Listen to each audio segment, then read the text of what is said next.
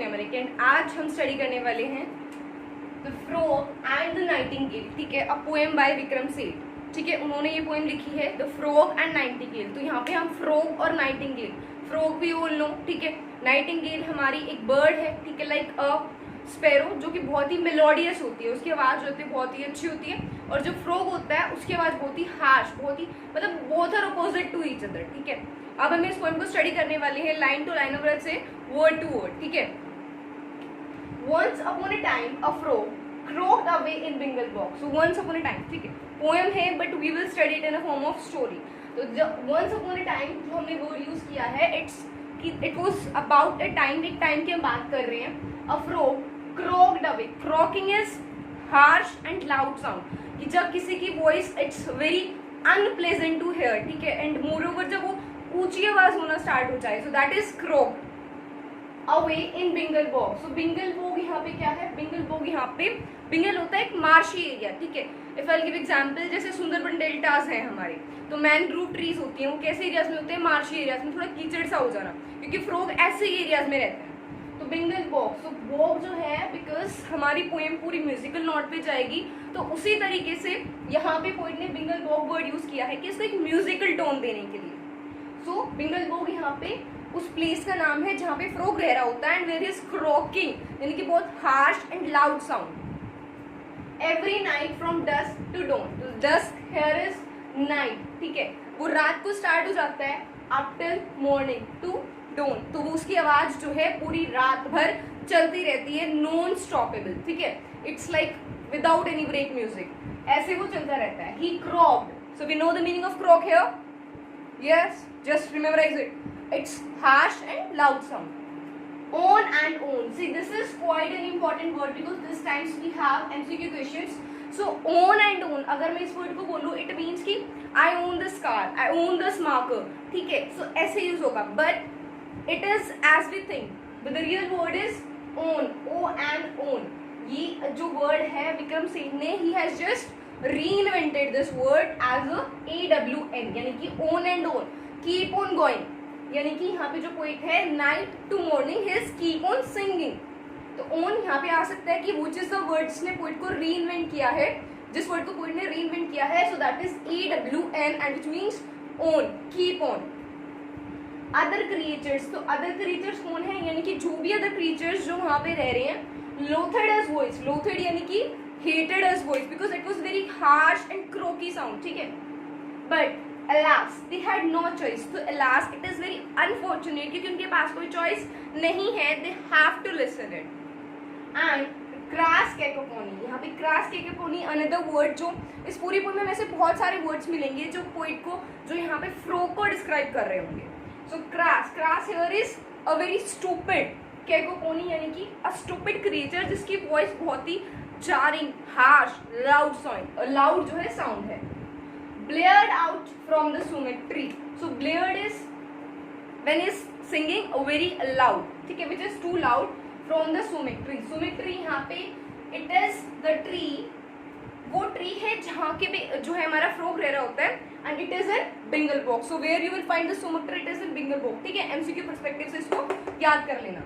sumac tree at whose foot, so whose foot किसके पैर के नीचे, सुमक ट्री के, यानी कि सुमक ट्री के जस्ट नीचे जो है फ्रॉग रह रहा होता है। the frog each night minstreled on till morning light, तो हर रात को, यहाँ पे क्या हो रहा है, minstreled। अब यहाँ पे देखो, इस पोएम को जब हम पूरा पढ़ेंगे तो हम स्टडी करेंगे कि जो जितने भी अच्छे वर्ड्स हैं वो सारे हमने किसके लिए यूज किए हैं, नाइटिंगेल के लिए यूज किए हैं।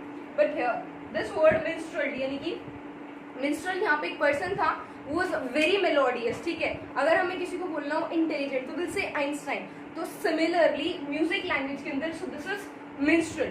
तो minstrel doll यानी कि the frog was singing as if he was a minstrel, so the only word जो frog को उसकी कुछ खूबियां बताई है, यानी कि that word is minstrel। so अगर इसके अंदर आता है कि सिर्फ ऐसा वर्ड जिसमें पोइट को, जिसमें फ्रॉग को अच्छा दिखाया गया है, so that is minstrel, but here it is in the form of irony, irony के फॉर्म में यूज किया गया। It is as if see कोई स्टूडेंट क्लास में डफर है, ठीक है, will not say it as a duffer, तो हम बोल रहे हैं ओके टॉपर कम है, so we are using irony. तो सिमिलरली पोइट ने यहाँ पे क्या है कि मिन्स्ट्रेल, यानी कि इतने बुरे साउंड वाले को कह रहा है कि वो मिन्स्ट्रिंग साउंडिंग, यानी कि singing as if he was a minstrel. On till morning light, यानी कि सुबह की रोशनी तक, लेट नाइट से सुबह की रोशनी तक he will keep on singing, on and on, ठीक है। Neither stones nor prayers nor sticks.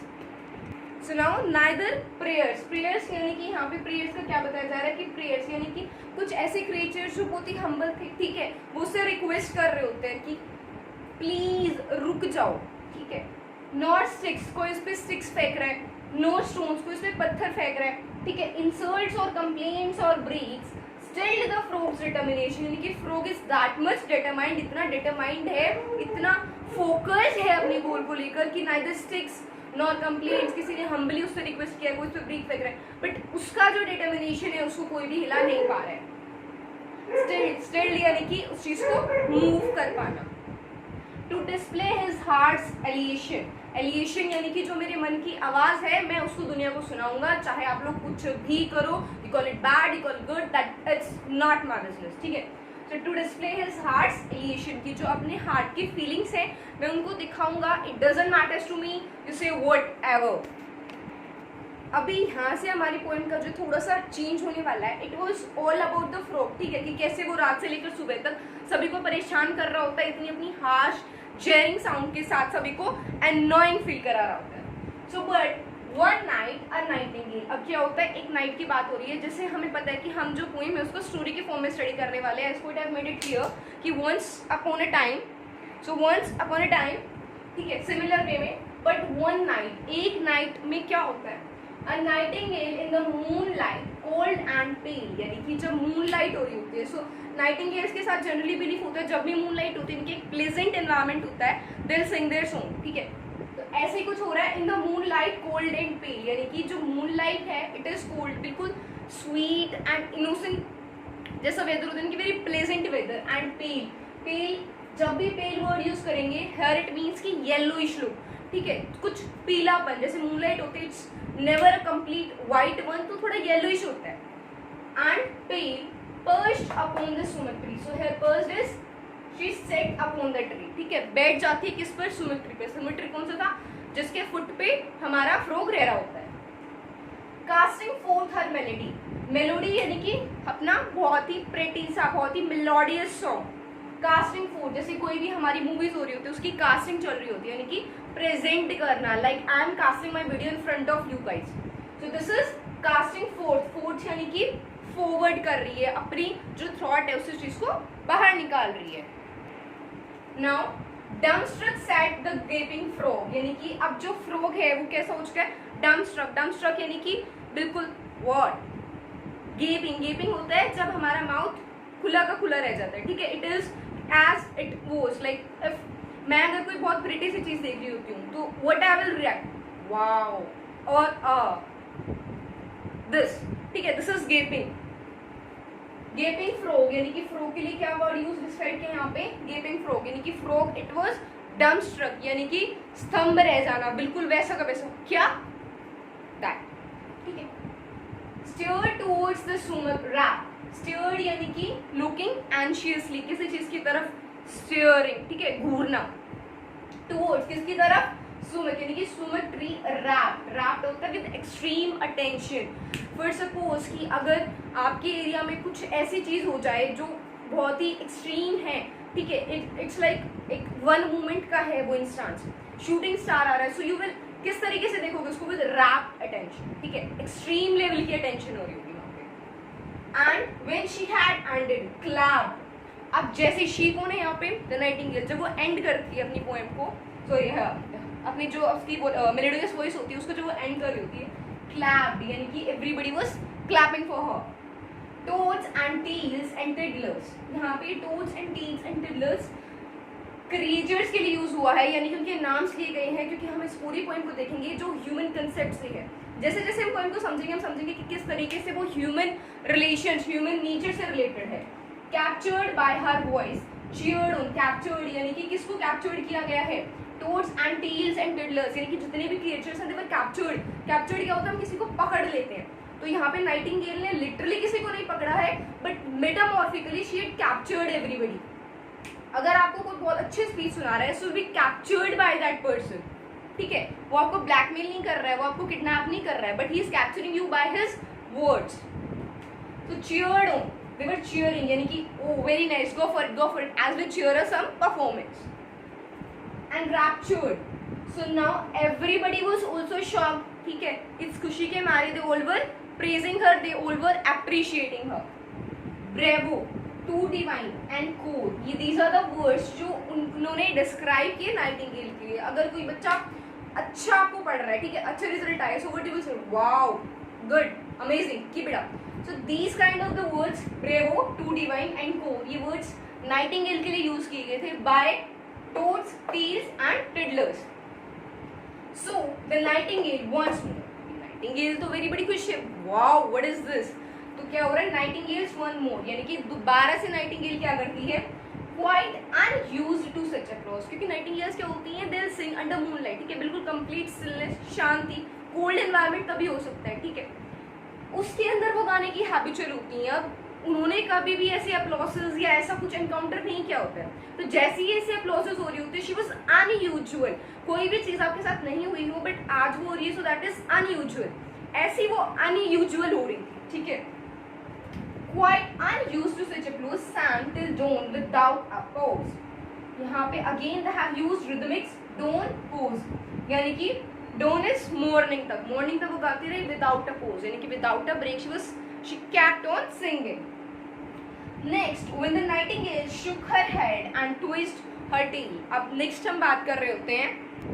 So अभी क्या हो रहा है, next when the nightingale shook her head, she is shaking her head, oh yeah, कि I am ready like that, yeah. तो she was shaking her head and twist her tail, यानी कि अपनी जो tail है उसको twitching यानी कि this is twitching. ठीक है, closed an eye and puffed wing. ठीक है, कोई भी speech नहीं होता तो किस करते हैं. So this is वो eventual action होता है कि you are closing your eyes and puffed wing. Puffed a wing यानी कि अपने अंदर breathe और लेना, कि because she was getting, तो कौन से ऐसे एक्शंस थे जो दिखा रहे थे कि she was preparing herself for her next song. So that is she was shaking her head. ठीक है, उसने अपनी tail को twitch किया and plucked her wings and had cleared her throat. तो अपने गले को भी वो clear कर होती है. So first thing is this, then next she was doing this, यानी कि अपनी tail के साथ throat को. So these were the preparations. She was startled by a croak. Croak यहाँ पे कौन है, स्टार्टिंग से हम स्टडी कर रहे आ रहे हैं. The frog sound is croaking. जो फ्रॉग है उसकी वॉइस से शी वाज स्टार्टल्ड, यानी कि she was disturbed by that voice. So now अभी जो नाइटिंगेल है वो इंटरप्टेड हो चुकी है बाय द क्रॉकिंग साउंड, यानी कि फ्रॉग ने उसको इंटरप्ट किया. यू सी, तुमने देखा. And the frog who owns this tree, यानी कि आप देखो दो वर्ड हमने स्टडी किए थे, this is owns and another we studied on, कि nightingale kept on singing on and on. ठीक है, तो दोनों में डिफरेंस भी आ सकता है.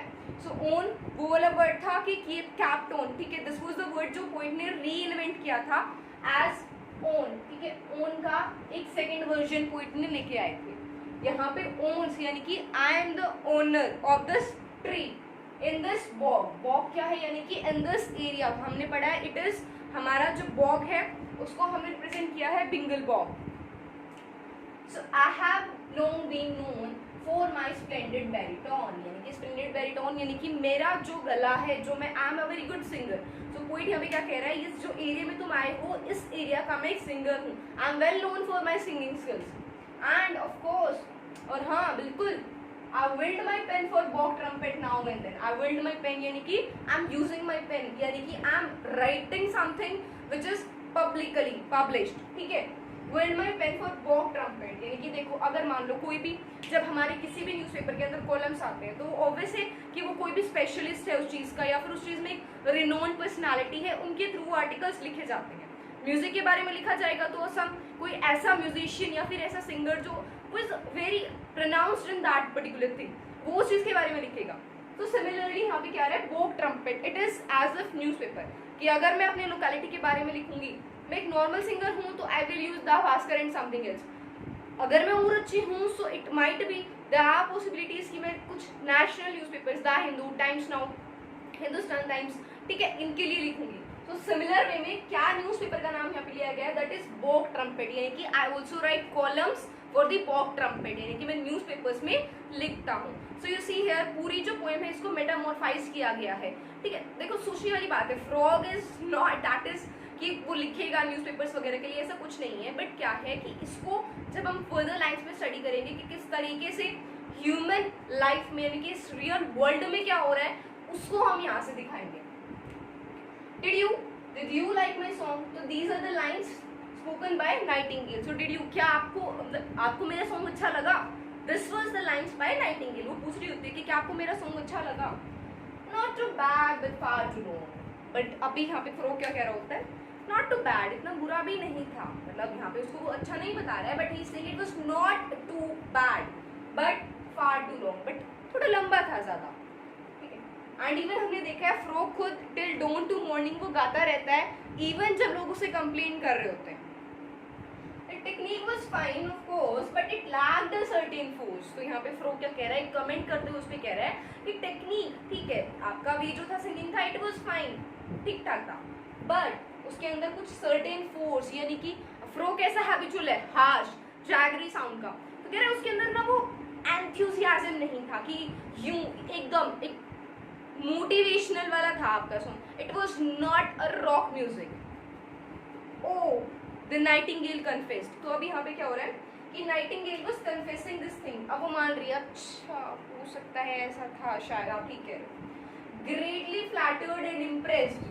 अब ना वो क्या हो रहा था उसके साथ कि she was impressed by the frog. ठीक है, फ्रोग से वो बहुत ज्यादा इम्प्रेस हो चुकी थी. That a critic of such note, यानी कि एक ऐसा person had discussed her art and thought, यानी कि मेरी जो आर्ट है और मेरे गले के बारे में किसी ने डिस्कस किया, एंड वह भी एक ऐसे रिनोन्ड पर्सनालिटी ने. ठीक है, so till here we have studied our poem. ठीक है, हम मोस्ट ऑफ हमारी जो हाफ पोएम है यहाँ तक कवर हो चुकी है and I think this is enough for today.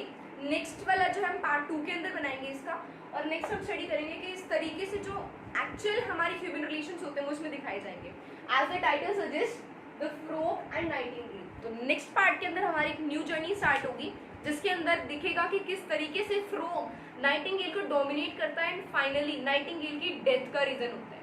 And actually यही होता है हमारी रियल लाइफ में.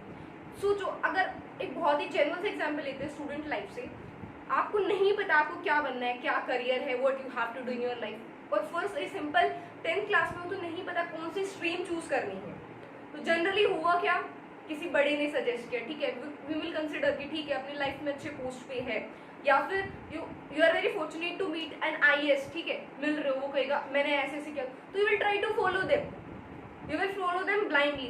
बट आपका एक्चुअल पोटेंशियल क्या है उसको आपसे बेटर कोई नहीं जान सकता. This is very fine. आप जा रहे हो, ठीक है, उस पर्सन के पास जा रहे हो, that particular coaching centre is very good, आप उसमें जा रहे हो, ठीक है, they are just exploiting you for your own reasons.